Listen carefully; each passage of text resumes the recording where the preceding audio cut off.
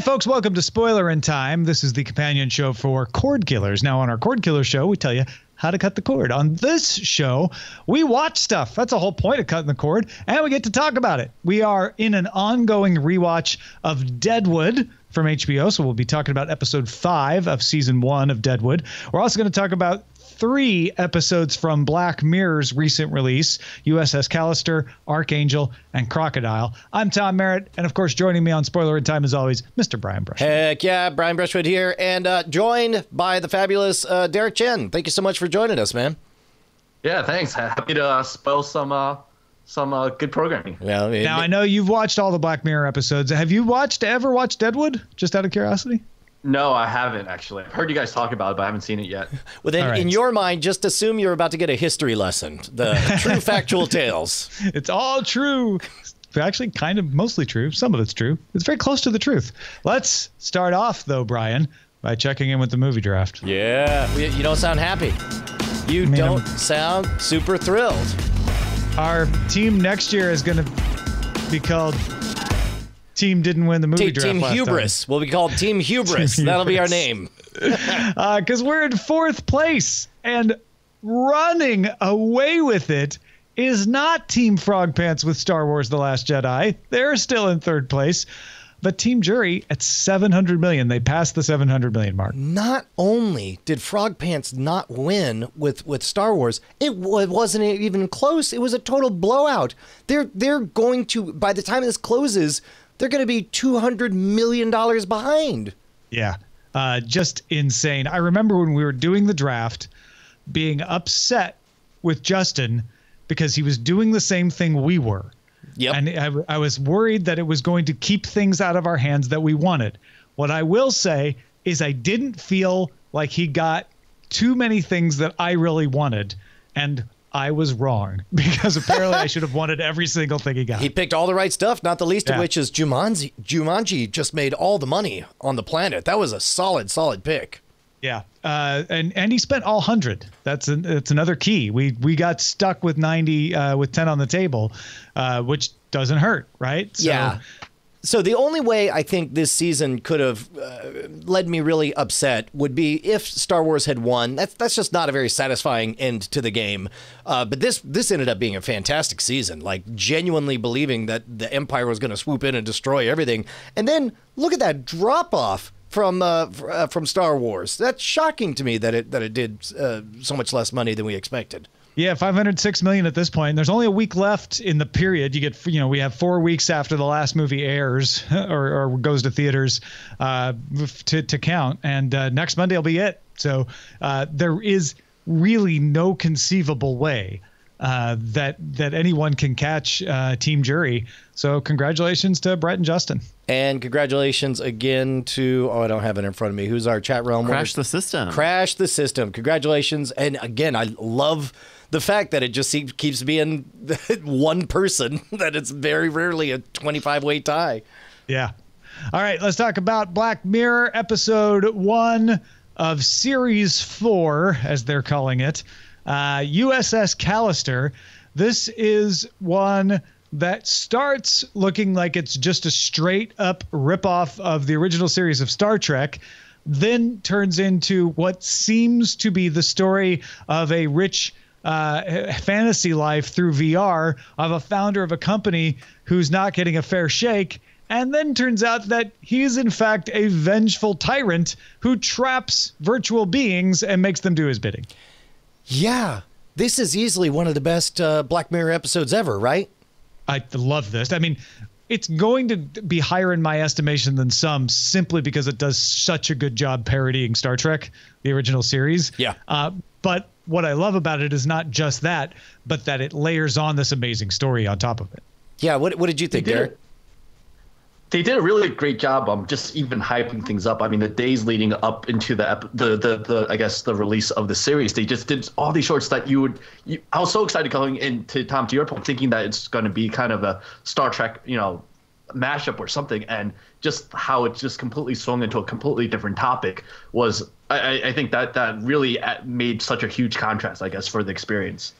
So my favorite episodes of really any kind of anthology like this are the ones that stick with you and have you asking lingering questions afterwards. And I think if for nothing else, this one gets a huge kudos for asking the question, if you were a brain trapped in a jar and you only had leverage to blackmail yourself, could you force yourself to do something? I mean, that was such a neat idea. That was, and in this case, they went with, naked pictures or whatever. But it's like, well, what would it take? What if I framed myself? Could I lie? What's a lie that I would believe about myself? Maybe I get a message saying that there's a TV gig, and the only way to get the TV gig is to prove that you can do a thing or whatever. I don't know.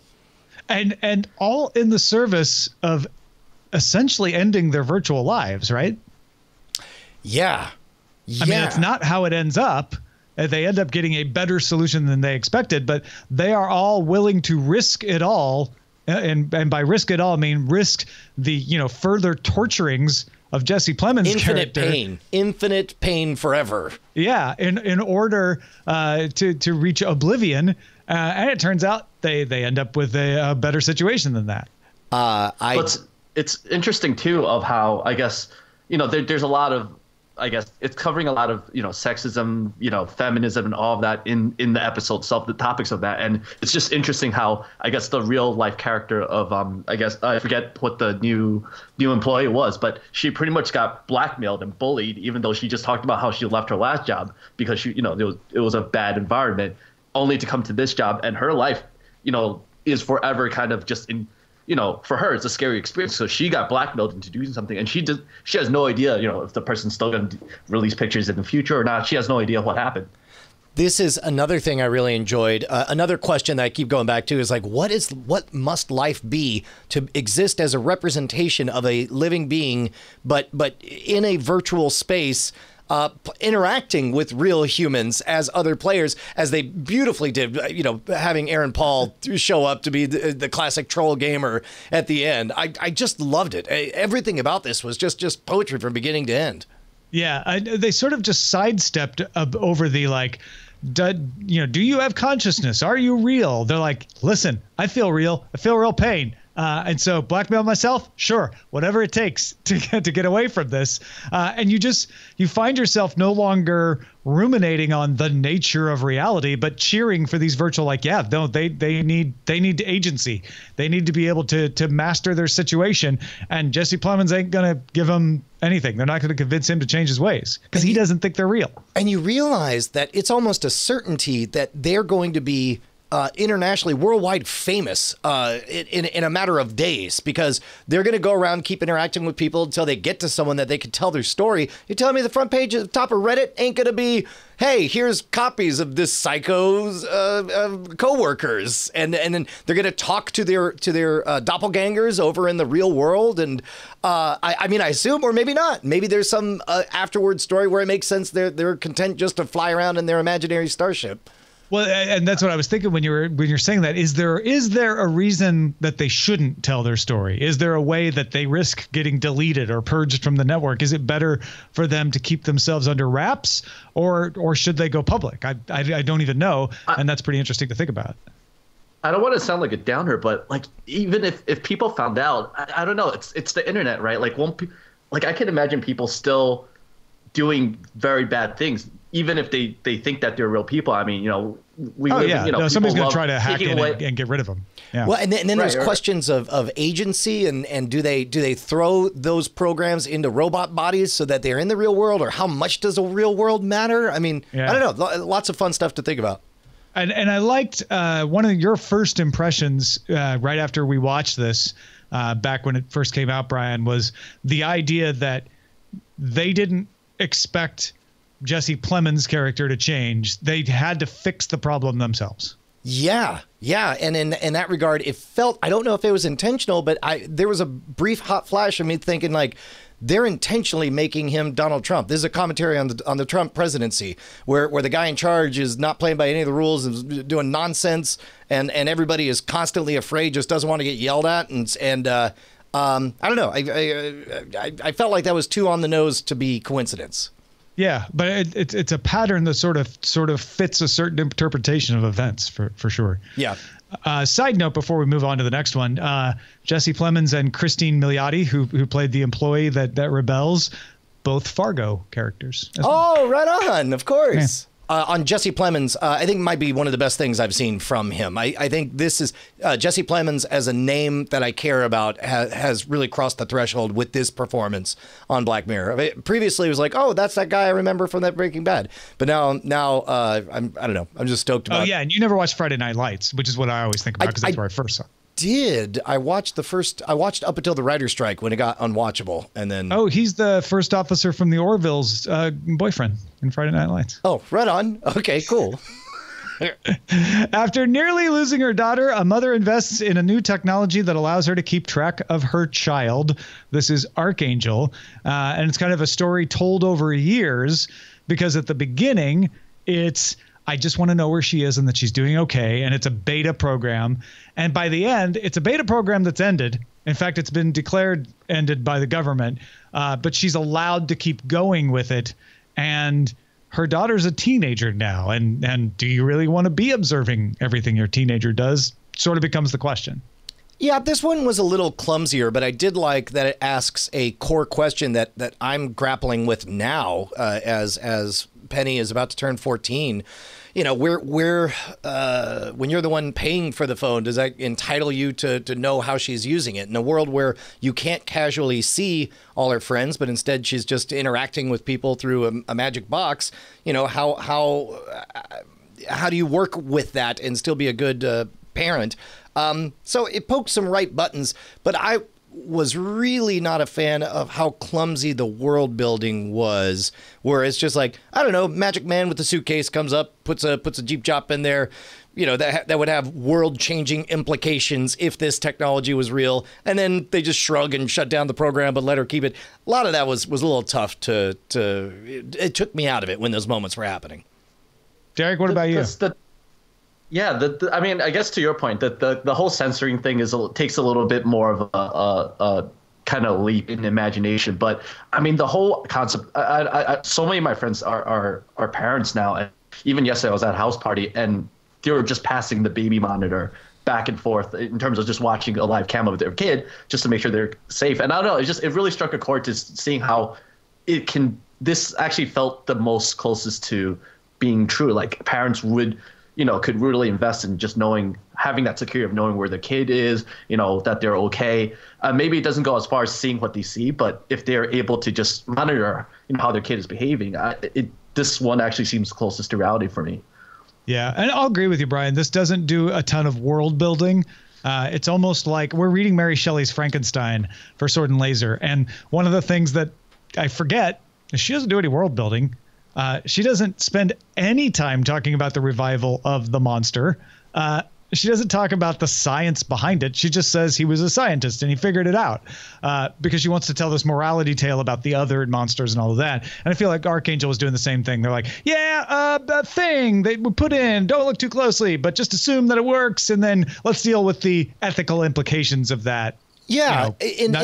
In that regard, it felt a bit like a Roald Dahl story, right? Roald Dahl? Yeah. However you say his name. But like, I mean, there's a lot of stuff, technology and Willy Wonka that you think like, wait a second, Yeah. But if you just roll with it, then it's okay. No, I enjoyed the space of where it went, and it was suitably painful to watch various parts of it. Did they even explain where the father was in this picture? Or I don't think they did. I think I love that the most about it, that it's like, it doesn't matter. You know everything you need to know. This is a single mom raising her kid, and the kid means the world. Yeah. And Jodie Foster did a fantastic job directing this, too, because I felt too much. I felt very uncomfortable watching this mother make all the wrong decisions for all the right reasons. Yeah. And the implications coming back on her. It was visceral. I mean, this was one where you can kind of guess where it was going pretty early in the show, but it was still, at least for me, it was still pretty entertaining to kind of watch it just snowball out of control. Yeah. Okay, let's finish up. We're going to talk about just the first 3 of the 6 on this episode of Spoilerin Time. So Crocodile is where a woman at the beginning, as a young woman, is in a car that hits a bicyclist rather, and her boyfriend convinces her to cover up the murder. She lives with that, puts it in her past, becomes a successful architect. He comes back guilt-ridden, 20 years later, something like that, and says he has to admit to it. And she's like, no effing way, I'm a successful architect. So she kills him. And unfortunately for her, at the point that she kills him, is right when an accident happens out front. And in this world, technology is such that insurance adjusters can go and look at people's memories. And turns out they want to look at her memory of that night. And so because her memory happens to show the death of her ex-boyfriend, she then has to kill the insurance adjuster, which then leads her to have to kill the people who are in the insurance adjuster's life. And it takes a pretty dark turn towards the end. Yeah, this one I found, I'm not going to say the premise was unbelievable because there's more ridiculous premises, but it utterly failed to take me along for the ride. When you say the premise, do you mean the technology premise or the premise of her getting caught in this series of I have to keep murdering? Correct, because very clearly at the beginning, like it's an accidental death, right? It's like a hit and run situation. They clearly, or DUI. And then, by the way, this was a weird one because the whole first third of it, I only did the audio, the descriptive stuff. So as a result, I've got pictures for half of this. This is why it was so confusing for me, and an audiobook story for the other half. But I didn't believe, I don't know, I just didn't believe it. I don't know how else to say it. It was weird to watch her become this serial killer. I felt like the character development was definitely very strange. I will say, though, Brian, going back, this is probably I thought this was a very visually beautiful episode, though, just because they shot in Iceland and they're just really beautiful landscapes. Story aside, it's kind of worth it makes me want to go to Iceland. Oh, but, it was fun. Her character is very straight. It was fun to be familiar with the story and then halfway turn on the visuals and be like, oh, wow, that's not how I pictured it at all. That's cool. Yeah, I got a little distracted by the fact that they're all English and somehow in Iceland, but that's fine. I thought it was gorgeous. I was with the story of her, definitely no, you convinced me not to do the right thing back then. We're not changing our mind now when it could ruin me. Forget it. And her murder of her ex-boyfriend is not premeditated. It's somewhat accidental for the moment. So I can believe that. Murdering the insurance adjuster didn't play for me because she doesn't do it at first. At first, she just ties her up and puts her in a shed. And I'm like, okay, she can't do this, but what is she going to do? And they decided to go down the road of, no, she's going to overcome that. And she's going to become so desperate that she has to murder the insurance adjuster, which means she's then going to have to murder her husband, which means she's then going to have to realize that they have a baby and the baby's memory could be read by the insurance investigators. So she's going to have to kill the kid. Thankfully, they didn't show that, but that was dark enough, just the implication. And then it all comes back on her because she didn't murder the hedgehog or the gerbil or whatever it was. And that's how they busted her, which I go back and forth. Sometimes I'm like, genius, love it. Memory of a gerbil. That's all I need. Just a picture, right? Even if it's black and white. And then part of me like, silly. That doesn't make any sense. Kind of a weird, jokey ending. I was just Googling, and they were saying that the vision of a guinea pig is pretty poor. So, so totally unbelievable. Use a different animal. Boo. Should have been an animal with better sight, like a rabbit that eats carrots. Carrots are good for your eyes. That's a lie, right? Yeah, totally. I don't know. I tend to like this story, and like you say, it's beautiful. So I tend to have good memories of it. But when you guys are bringing up the points again, I'm like, oh right, that was a little weird. That was a little upsetting. That was a little unbelievable.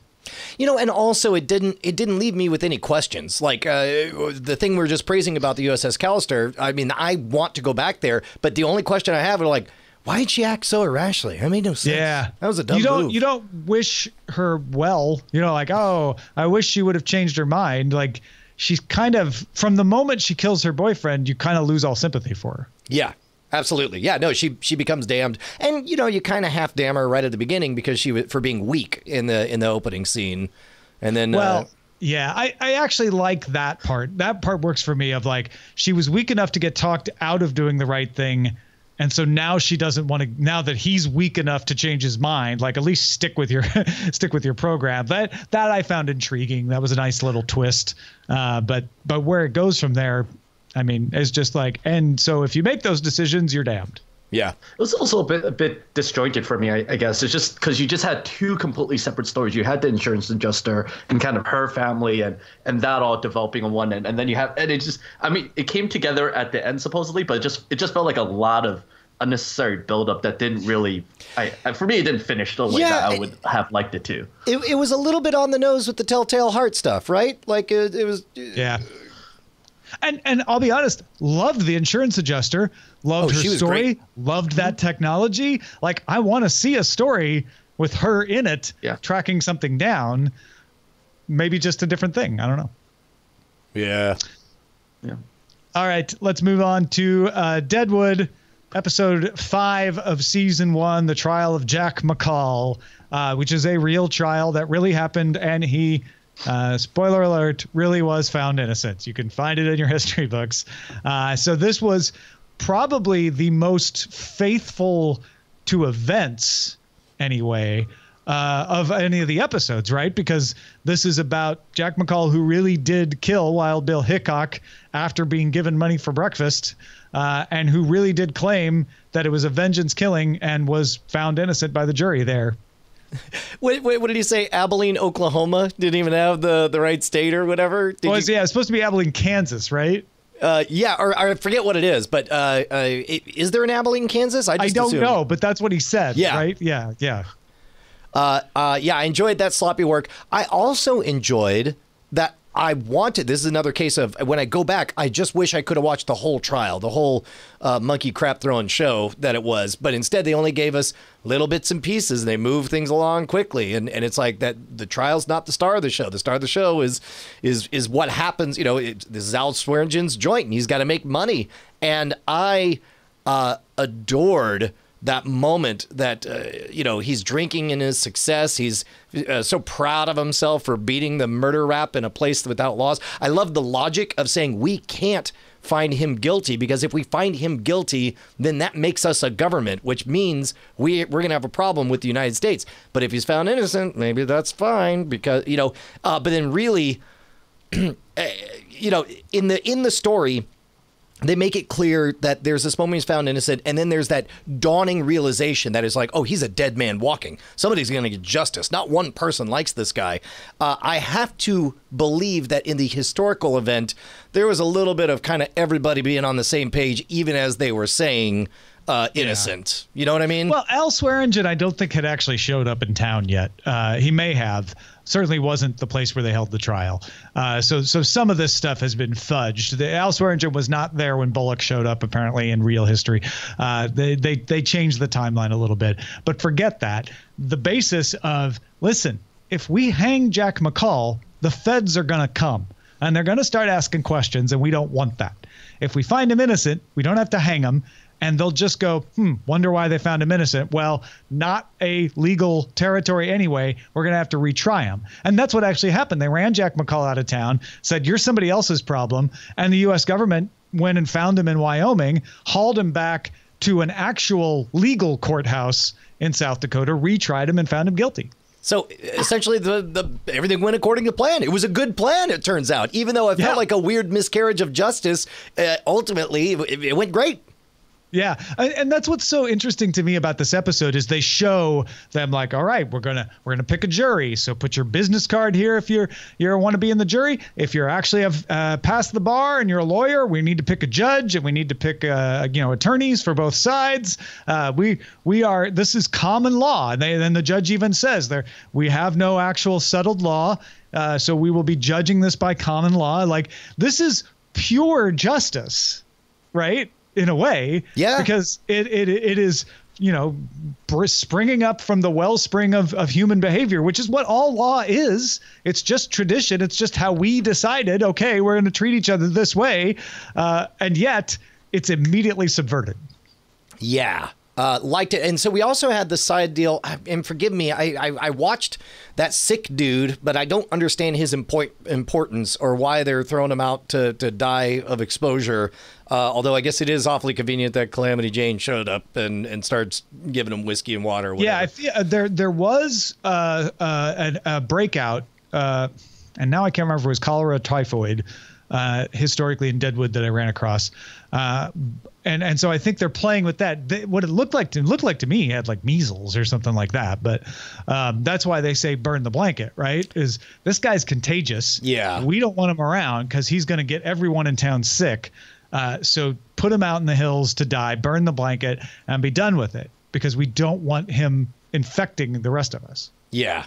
But as far as his backstory, do we know anything about him? Is he relevant outside of that? I guess. No, I think he's just, patient zero for that. I mean, all we know is that he worked for them before and he came in to do some gambling. It sounded like he was going to be set up as a shill, right? Like he would set up at the craps table and get people to want to play.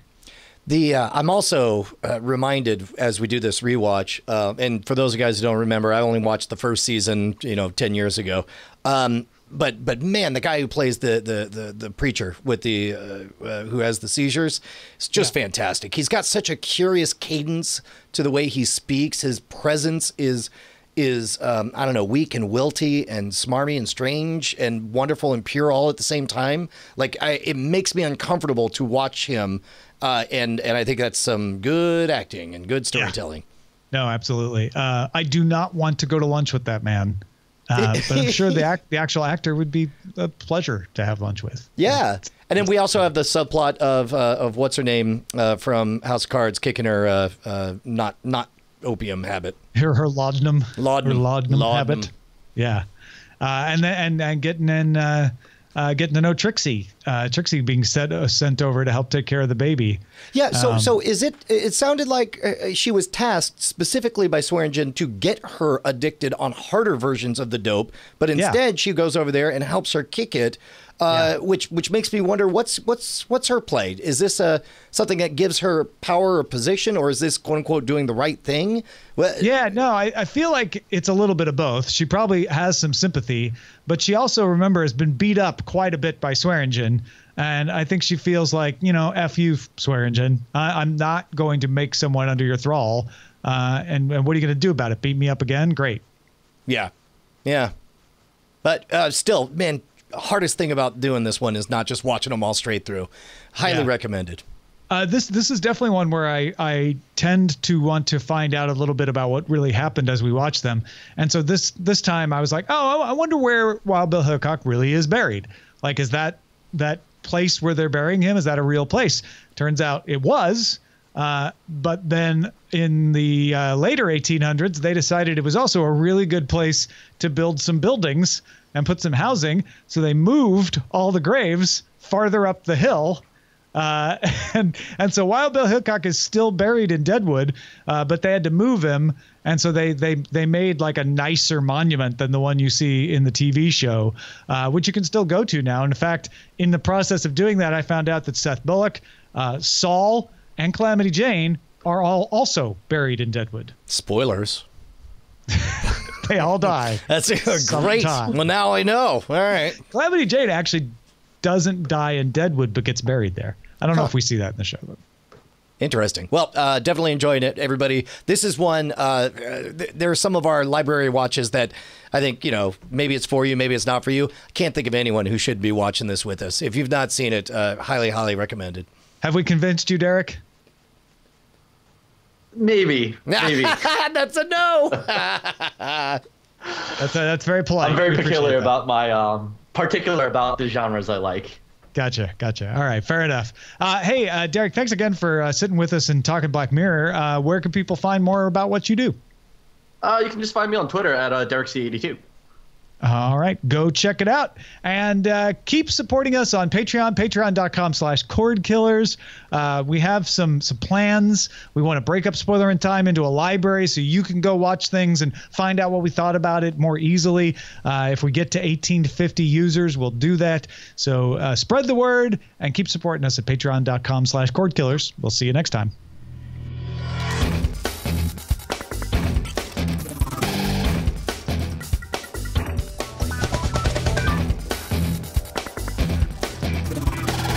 Diamond Club hopes you have enjoyed this program.